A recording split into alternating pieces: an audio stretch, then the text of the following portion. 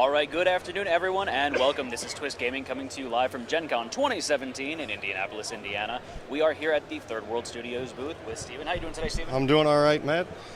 So, first and foremost, how's the con treating you so far? It's been long, but good. I've seen a lot of good cosplay, met some nice people, got to know some of the enforcers pretty close. We saw some things happen here, but nothing bad. So, a little bit on the hectic side, but I'm little. assuming that everything's going really well for the Yes, it's going real well. booth. So, I see we've got a game set up in front of us here today. What are you showing off for us? I'm going to be showing off a game called Arcane Academy that 3rd World Studios has put out, and it's based off of one of our comic books as well. Okay. So, I've heard through the pipeline, it's got some interesting collaborators on this game. Can you speak to that a little bit? Kevin Wilson and Eric Lang both worked on this game together, actually. That's really cool. Yeah. And if I remember correctly, it was their first collaboration. That's even cooler then. Yeah. Let's see how this plays then. So, All right. Can you tell me a little bit about the game? Give me the run-through of what exactly it is I'm looking here. So the basics of the game are everybody's playing as a student in a magical academy in the world of our comic book, and they're taking their final exams and they're trying to be the head of the class. They're trying to get the most points to be the best in the school, and you are completing these assignment cards to get points. Okay, makes sense. So the most of this game comes down to using tiles, and these tiles are going to be how you do everything, including completing assignments to get these points. Okay. There's a few distinctions between some of these cards. You can see here we have this red card, and it's labeled as an item. Okay, and what do the items do for you? The items have two kinds of abilities. There are activated abilities, like this one here. It has a little symbol there that matches up with some of the symbols on our tiles. And after you have completed this assignment, you can use that throughout the rest of the game. Okay. There are passive item abilities, like this one here, that after you've completed it, it just kind of always is there for you, and you get that benefit throughout the rest of the game without having to do anything else for it. So it's a nice little ongoing benefit for you. Yeah. On the counter side to that, you have spells, these blue cards here. As soon as you complete a spell assignment, you do the effect of that spell, and then that card you can just kind of set aside because you're going to score it later. It has a one-time effect, and that's it. So I'm guessing those are a little bit on the more powerful side of things. Yes, they are. There are two different resources that these different assignment cards use. Okay. These red shards here line up with the red item cards, and you use these to complete item assignments. A little side note here, these are really cool. Oh yeah, people love the red gems. And this dial here tracks your will, which is used to complete spells. Okay. We've had some people ask why one is a physical resource and one is a dial. It is specifically because some of the spells are so powerful. We don't want people to have more than 9 will at one time because they could have a very powerful turn. Give yourself a little bit of a limiting factor. Yeah. At the beginning of the game, everybody starts with 3 shards, 3 will, and 3 assignment cards in their hand. Okay. These are their private assignments, and only the player holding those cards may complete those assignments. Okay. The 4 assignments out in the middle, anybody can complete, as long as they have the resources. So how do you complete an assignment? You complete an assignment by using one of the actions present on a tile. There's a tile right here that you can see that has these red and blue cards image. Right. That is the complete an assignment action. If you use this tile and you have the resources available, you spend your resources and you take the assignment you want from the center, or you play one from your hand. Okay. And at the end of the turn, if you take one from the middle, you replace it, or if you played from your hand, you draw back up to a hand size of 3. Okay. So we have these different tiles here, and I see there's many spaces on the board here. That gets modified throughout the game, I'm Yes, they assuming do. These 2 tiles on the ends here with the green symbol, that is the gain a tile symbol. Okay. Anytime you use one of these tiles, you get to take a tile from the middle 4, set it off to the side, and after your turn is over, you get to add it to your board. So you get to equip it somewhere on your grid. Yep, there. and you can put it anywhere you want. Doesn't have to be next to where you got it from. You can even cover up existing tiles. So the starter tiles you can cover up, or if you find out that you don't like the links on one of them or like that tile anymore, you can cover that tile up as well. Oh, so you can fantastic. kind of adjust your plan halfway through. And in placing a tile, one of the big important things is trying to line up these half octagons. So I was looking at that. I was just about to ask Yep. you. So what do those half octagons do? That means that those 2 tiles are linked together. So if Okay. I use one of the tiles, I get to use the other one as well. And the reason it's important is that the tile that I use first becomes exhausted. You take a little token, you put this on there, that tile has been exhausted, and you cannot use it until you get rid of the exhaustion. How do you get rid of the exhaustion? To get rid of exhaustion, the most popular way is to rest. Instead of activating one of your tiles, you rest. All of these exhaustion tokens get removed from your board, and it's open again. You are also allowed to discard one card from your hand and redraw. So if you've got something that's giving you mostly shards and you're holding only spells, you might try and cycle something to get an item that's more useful. Makes sense. The other piece of linking is that the linked tiles do not get exhausted. Okay. So that this remains open on your next turn. So the next turn I'd be able to use that if I didn't want to rest. But it Correct. wouldn't be nearly as powerful because I'm not linking the two tiles together then. Correct. So even though they are linked, this one has been exhausted, you no longer get the benefits from Right. it. Linking only goes to the adjacent tiles. So it doesn't chain around the corner. It does not. So if I use this tile, I only get the one right next to it. But if I use this one, I get both of those. Oh, okay. So you can have, there are some tiles in this that actually have 4 links on them. And if you put one of those in the middle of your board and link it to cross, you can have 5 tiles get activated in one turn. Seems like it could be pretty handy. It certainly is. The other symbols that you might see on some of these tiles, there's the blue brain here. Any tile with that, you gain 1 will for each brain on that tile. Okay. The red crystal here, you gain 1 shard for each of those on the tile.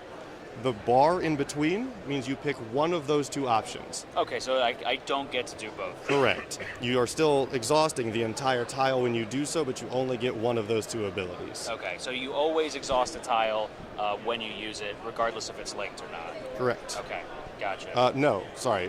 The one that you're using first becomes exhausted. Right, the right. ones that are linked to it. But do not. even a one-time standoff, then you can use it one time before it's exhausted. Doesn't get reset until you rest. Correct. Gotcha. Up here, you'll see this wand symbol on this tile, and it's on this tile here as well. That is how you use the activated ability on an item. So after I've completed this, if I can use this tile to complete this assignment, I can then come down here and say, I'm going to use an item to activate this and gain 2 shards from it. Oh, fantastic. And so the item is a one-time use, or you have it and you just need to keep using your wand over and over? You just have to keep using the wand. And if you have several wands linked together, you can use that item multiple times in the same turn, or you can use all of your items if you have enough wands. Fantastic. You get 1 activation of an item per wand that you have. All right. The last one here, this purple tile, is the Chaos Magic tile. It is a wild card, and it lets you perform any of those 5 actions one time. Oh, and you get nice. to pick which one you're doing every time you activate it. So it's not once you pick it the first time, it's set to that all the Nope. time. So if I go here, the first time I might say I'm going to use this to gain a shard, and then I can use it, and I'm going to complete an assignment with it this time. So it's very versatile, but it has a very specific set of links on it. Okay, so it's got the in line and a straight line there. Yep. So you have to be a little more careful with where you place those. All right, so is there anything else you wanted to say about the actual intro of the game itself, or did you want to maybe try a round or 2? There's only, I think, 2 more things I should cover. One, these little tokens here. We have the golden one and the silver one here that says a 3 on it. Right. Those are just additional points. There are cards that let you put these on other cards. They are called prestige tokens, Okay. and they just count towards your score at the end. And your score is determined by the number of cards that you used. In the bottom right-hand corner, Yes. there's that point total there. Yeah. And the end of the game, actually, is when one player has 8 assignments completed. They take the pencils down card, signaling the end of the exam. All players in the game get 1 more turn, and then they count up their scores. Okay. So, yeah, if you wanted to step in and we can try a few rounds. Yeah, let's try a round or 2 and All see right. how it goes. So, my typical strategy at the beginning is to not start with exhausted tiles. Oh, come on, you got to handicap yourself a little bit for me. No, I'm kidding. And then I like to gain tiles. So this one here is good because it's a corner tile. It allows you to start building out into this area here. Same with this one. But seeing as I don't have a whole lot of resource generation yet, I'm going to go with the one that gives me 1 of each resource. Makes sense. Set it to the side, and at the end of my turn, I put it on my board. Okay. The point of note on that, the reason you do it at the end is because you're not allowed to use that tile this turn. Conceivably, you could put it right next to the one that you use to gain it And then and have make a it link, fired. Yeah. but it does not work that way. It goes on at Okay. the end of the turn to prevent confusion on that. Makes sense. So I'll go ahead and put that over there. And since I took a tile, at the end of the turn, I draw another one from the bag to replace it. At the Okay. beginning of everybody's turn, there should be 4 tiles and 4 cards out for them to choose from. Okay. So then I will go ahead on my turn, and I'm going to gain a card as well. So Okay. there's no set orientation to this. I can put it 90-degree increments around. Right? Any way you want it. Okay, so I'm going to put that one over here. Very like good. That and link it up. Okay, and then your turn is over, and I will go ahead and put out another one. I'm going to take a That's a look at solid what I one have there. in my hand. And actually, I shouldn't have these. Let me see what I have.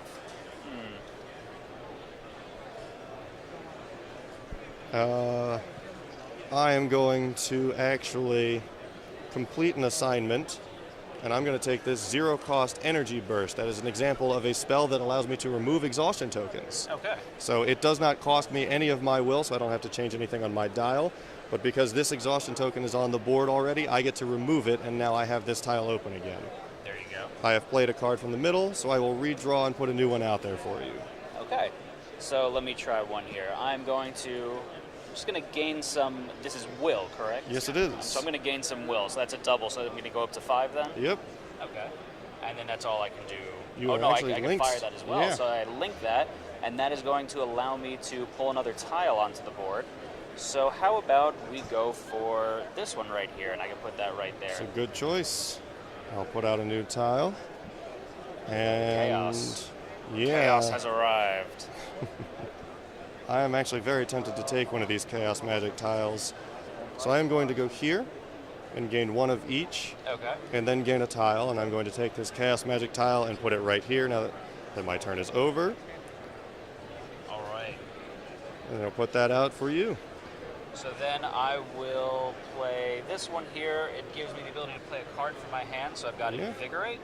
Okay. So it's remove all exhaustion tokens from your slate at the end of your turn. Yes. So then that's going to cost 3 will to you, so I go down to 2. It's 2 victory points, and then I remove all my exhaustion tokens, correct? Yes, you do. Okay. So that was a few turns Yeah. of, remind me again the name of the game. Arcane Academy. Arcane Academy. And this, you said, was based off of a graphic novel, you guys. It is actually. We have a copy of it right here. It's called Finding Gossamyr, and it is set in that universe, but it is not actually following this story particularly. Gotcha. So it's a tag along to that. Yeah. It's not necessarily a continuation of the story. It's kind of fleshing out the universe a little bit. Fantastic. So is there anything else you wanted to tell us about today before we wrap up this interview? Nothing else really comes to mind, no. Okay, perfect. Well, thank you so much for joining us, everyone at home. This is wrapping up from 3rd World Studios booth. We hope to show you more stuff from Gen Con 2017. Matt signing off. Take care.